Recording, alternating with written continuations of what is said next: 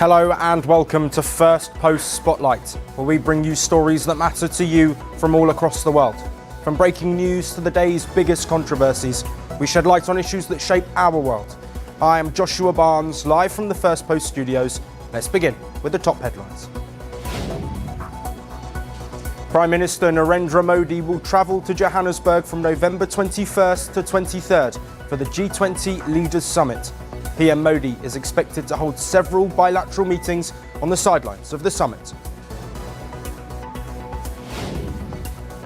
Nepal imposes curfews in several districts after fresh clashes between protesters and loyalists of the former ruling party.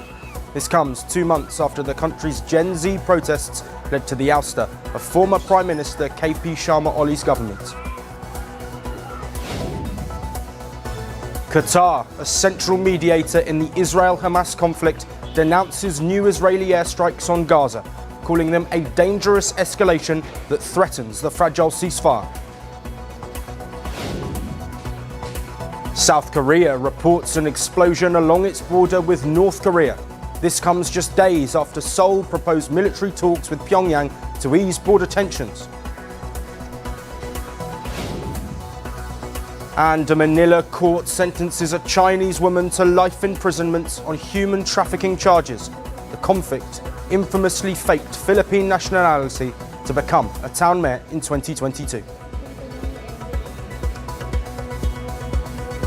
We begin with the latest on US immigration policy. Google CEO Sundar Pichai has praised the role of immigrants in shaping the United States tech industry. His comments come amid renewed political debates over the H-1B visa program for high-skilled foreign workers and proposals that could significantly affect foreign workers, especially from India. In an interview, Pichai said the contribution of immigrants to technology developments in the US has been phenomenal. He added that the US government understands it and that there remains a framework to bring in talented individuals even as the H-1B system faces scrutiny. Pichai noted the H-1B program has shortcomings, but said efforts are underway to address them. He said the government is making changes to fix gaps in the current system, while still allowing companies to recruit skilled workers from abroad. If you look at the history of technology development, the contribution of immigrants to the sector has been nothing but phenomenal. I think there is a framework by which we all can still bring talented individuals. I think they are making changes to address some of the shortcomings in the current program. Pichai's commentary also reflects his own experiences. He moved to the United States as an international student, later shifted to an H-1B visa, and eventually rose to head Google and its parent company Alphabet. His remarks come at a time when the H-1B program is facing fresh debate. The discussion intensified after US President Donald Trump hiked the fee for new H-1B applications in September to $100,000. The White House has since said the aim is to curb alleged abuses within the program, not to shut it down. At least 2 major lawsuits have been filed against the H-1B fee hike. The Trump administration has said that it will fight these legal battles through. Meanwhile, earlier this month, Republican Congresswoman Marjorie Taylor Greene said she would introduce a legislation to completely eliminate the H-1B system. Her proposal would also end the pathway from H-1B status to permanent residency and require visa holders to leave the country once their validity expires. Her bill includes one exemption, a cap of 10,000 visas per year for medical professionals. The debate has major implications for Indian workers. Over the past several years, around 2/3 of all H-1B visas approved have gone to Indian nationals, owing to a large skilled workforce in STEM fields and deep employment ties with US technology sector. Any tightening of the program would affect thousands of Indian engineers, developers, researchers, and their family. Pichai has consistently defended the role of immigration in the US economy. In 2020, after the suspension of several work visa categories, he said immigration had contributed immensely to America's economic success and to the growth of companies like Google. The H-1B program has long been a central part of the US high-skilled workforce. Supporters view it as essential for meeting tech labour demands, while critics point to misuse and wage concerns. As policymakers weigh new restrictions, industry leaders like Pichai continue to emphasise the value of international talent, a value directly tied to the future of American tech companies and to the large community of Indian professionals who depend on the H-1B system. And for more on this, we have with us Mitali Nikor, founder of Nikor Associates. She is an economist joining us live from New Delhi. Thank you very much for joining us, Mitali. Thank you. Thank you, Joshua. Firstly, do these comments from a CEO of one of the world's largest companies have any significance within the Trump administration, specifically relating to immigration policy? So I think the first real point here is what kind of messaging is coming out of the Trump administration since the last, I would say, 6 to 8 months. At this point in time, we shouldn't just be looking at the most recent set of comments coming from one particular person, but literally what is the stand of the Republican Party. And I think it's very evident and clear that people are looking at this administration and saying, is it actually worth investing a few crores, as an Indian professional today, going in for a bachelor's and a master's degree? Will we actually get a job after, investing so much in the US education system? Or is it a better idea to go to some other country where education might be cheaper and also you might be able to get better jobs? And that is sort of clearing the way for more tech companies to go into other countries like the UK, like Europe, setting up technology parks, setting up innovation hubs, and giving real competition to the tech industry within the US. Yes, and do you think the US is underplaying the importance of foreign workers in key sectors like tech? And if so, why? I think it's quite funny to see someone like Marjorie Taylor Greene say that these jobs that H-1B workers are taking replace American workers. I mean, this narrative, firstly, is dangerous. What should be understood and acknowledged is that when you have someone on an H-1B visa, they are bringing in skills which an American worker in this case does not have. This was exactly the narrative that was parroted in the UK at the time of Brexit. That, there are a lot of foreign workers who are taking over the jobs of British workers. And then what happened? We've seen Brexit happened, and today the UK economy is suffering because so many European workers who would come there, seasonal European workers or specialized European workers, were then, replaced. And now it's not that British workers are taking those jobs. It's going to be the same way in the US. A lot of value addition work in the technology space, which is happening in the US, will simply be offshored. It's not as though Americans are going to take those jobs because Americans are not training in those fields. If you see enough Americans coming into the STEM fields, they're all getting placed and they're all getting those jobs. But it's not as though there are enough workers to meet the demand of the fast growing tech sectors in the US. Yes, absolutely. And those parallels you've drawn with Brexit, of course, a key point at that time was immigration and anti-immigration, something we're also seeing with the Trump administration. But finally, Mitali, Sundar Pichai did suggest that there are some issues with the H-1B visa. What could those be? So, in my understanding, of course, there are issues, of course, in the fact that there are a few companies which actually, create applications, and the entire cost of the application is very high. So, there are a few companies which, bring in a large number of applications so that at least, in terms of probabilities, their employees are the ones who would then get a majority of the H-1B visas. I mean, if you think about companies like Amazon, in fact, companies like Google themselves, a lot of the bigger tech companies are really the ones that are putting in thousands and thousands and thousands of applications because they want to make sure that at least a certain percentage of their applications are successful. So there is, that sort of issue which does come in. But on top of that, it's also the fact that it's a lottery based system. It's not a points based or a merit based system where you can sort of prove that, okay, somebody who has 10 years of experience gets more points than somebody who's a fresher or a fresh graduate. So at the end of the day, there is definitely a need to relook at the system. But if one looks at the system and does this assessment from, a lens of, again, these are workers which are replacing American workers, then we won't end up with a fair system anyway. Mitali, thank you ever so much for your time and your insight. Of course, discourse on this matter is going to continue, but thank you very much for providing those updates. Thank you. Now, let's talk about a significant shift in India's military capabilities.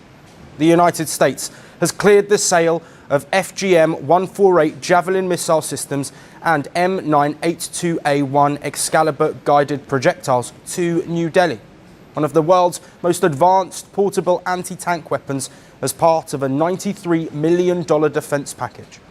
The US Defense Security Cooperation Agency officially notified Congress of the decision. The sale advances American foreign policy goals and deepens strategic cooperation with India. The agency also called India, quote unquote, a major defense partner and a key force for peace and stability in the Indo-Pacific and South Asia regions. The package includes Excalibur rounds and support equipment valued at around $47 million, and the Javelin systems with related hardware estimated at $45 million. The FGM-148 Javelin is a third-generation anti-tank weapon known for its fire and forget capability, allowing the missile to guide itself once launched, and letting soldiers move or take cover immediately after firing. It has a range of over 2 kilometers. The Excalibur round, a GPS-guided artillery projectile, provides long-range precision strikes that can hit targets within meters. India has requested 100 Javelin missiles, 1 fly-to-buy round, and 25 lightweight or Block 1 command launch units. The deal also covers training aids, simulation rounds, technical documentation, life cycle support, and logistics. The US says the transfer will boost India's ability to respond to current and future threats and support its homeland defense.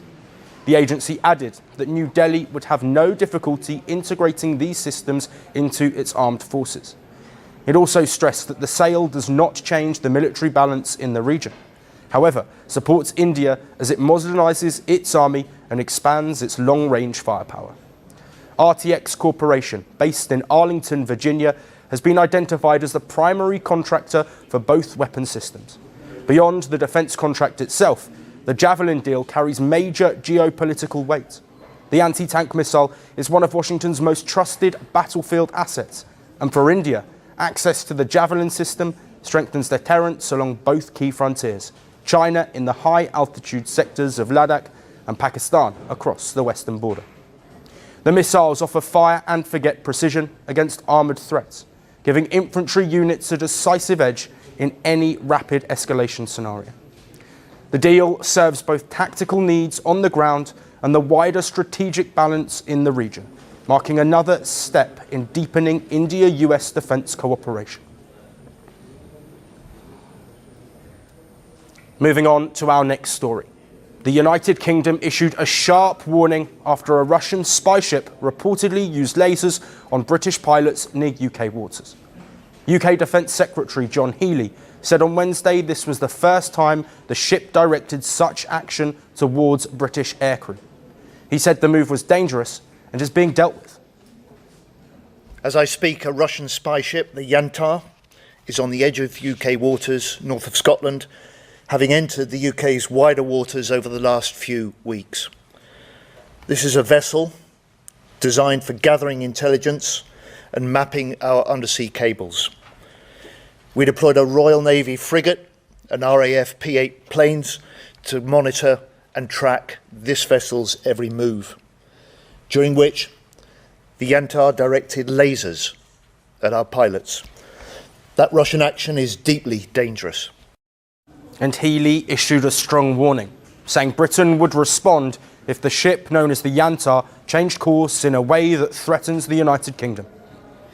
I have changed the Navy's rules of engagement so that we can follow more closely, monitor more closely the activities of the Yantar when it's in our wider waters. We have military options ready should the Yantar change course. According to Healey, the Yantar is designed for intelligence work and undersea cable mapping. He added that the ship operated under Russia's Deep Sea Research Directorate, which could conduct surveillance in peacetime and sabotage during times of war. The UK also noted that Russian naval movements near its waters has increased since 2022. Meanwhile, the Russian embassy denied targeting Britain or its undersea infrastructure. It said Russia is not interested in British underwater communications and that its actions do not threaten UK security. The embassy accused London of creating Russia-phobic hysteria or irrational hatred or fear of Russia and said such claims could increase tensions in Europe. Meanwhile, Russia described the Yantar as an oceanic research vessel operated by its defence ministry. According to Healey, the Yantar has entered UK waters before, including near areas with undersea cables. The UK routinely shadows foreign ships near its coast, and the incident comes as Britain expands defence investment, including new drone and maritime technology. So alongside the heavy metal of planes, ships, munitions, we will accelerate the power of drones, of AI, of autonomy, so that we give our British Armed Forces the advantage on the battlefield. So that's why later today I'll be in Plymouth, opening a new Helsing factory where they make sea and undersea drones. Now, the UK says this incident reflects a wider pattern of underwater tensions across Europe, as navies monitor vessels operating near critical sea routes and infrastructure. Britain continues to accuse, and Russia continues to deny any hostile threat. The back and forth has added strain to an already weak relationship between Russia and Europe since the Ukraine war started in 2022. As tensions shift from dialogue and diplomacy to the sea, the question now is simple: who sinks and who stays afloat?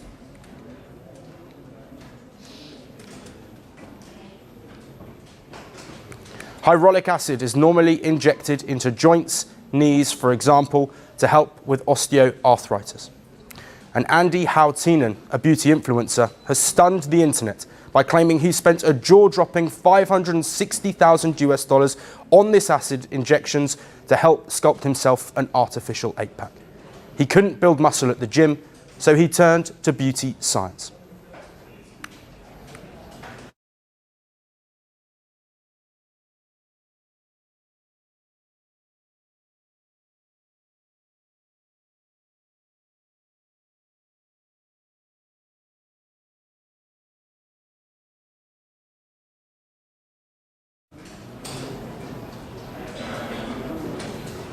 And our final story is from China.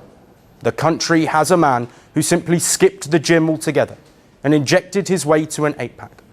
Andy Houtinen, a beauty influencer, has stunned the internet by claiming he spent a jaw-dropping $560,000 on hyaluronic acid injections to sculpt himself an artificial 8-pack.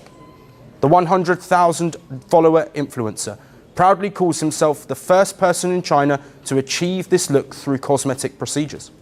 The influencer insists nearly 20% of his body is now made of hyaluronic acid.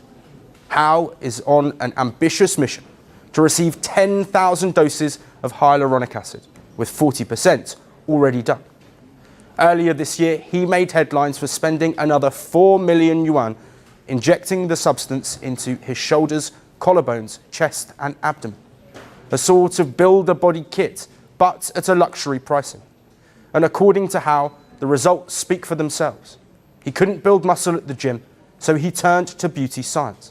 He also promised that if his abs hold up for 3 years, he will officially apply for a Guinness World Record for the longest-lasting artificial abs made of hyaluronic acid, and even do a live stream cracking walnuts on his abdomen. Hyaluronic acid is normally injected into joints, knees for example, to help osteoarthritis. It's a gel-like substance that cushions and lubricates. In cosmetic medicine, small volumes are used to plump cheeks, lips and soften wrinkles. Doctors say using too much acid filler or using it in areas it's not meant for can be dangerous. If the filler enters an artery, it can block blood flow and kill skin tissue. It can also cause bumps, uneven contours, and even move from where it was originally injected. While excessive volumes may cause overfilling syndrome, where skin stretches and later sags once the product dissolves. Nodules, swelling, and other inflammatory reactions are also possible. And perhaps the biggest catch, HA fillers have a short lifespan, typically dissolving within 6 to 12 months, meaning anyone chasing long-term results faces repeated procedures and repeated risks. But this Chinese influencer is not alone in this. Earlier this year, Netflix released a documentary on the rise and fall of an American influencer, Brian Johnson, who consumed raw meat for good health. But it was later exposed that he was on steroids. Then there was a Russian influencer who was sentenced to 8 years in prison for feeding his son only sunlight. The baby died later. Hao's story is more than a viral oddity. It's another symptom of Asia's booming ultra-extreme beauty culture. From jewelry shaping to leg lengthening, the race for physical perfection has turned into something of an aesthetic Olympics. But Hao's 8-pack pursuits has taken the conversation into strange new territory. The idea that if you can't train your abs, you just buy them. In a world where influencers sculpt bodies like digital avatars, Andy Hao hasn't just pushed the envelope. He's injected it, moulded it, and proposed it for a Guinness World Record. That's all we have on the show for today. We will see you again tomorrow at the same time. Until then, thank you for watching. From breaking news to the day's biggest controversies, shedding light on the world's top headlines, detailed analysis on the stories that matter the most to you. Catch it all on Spotlight.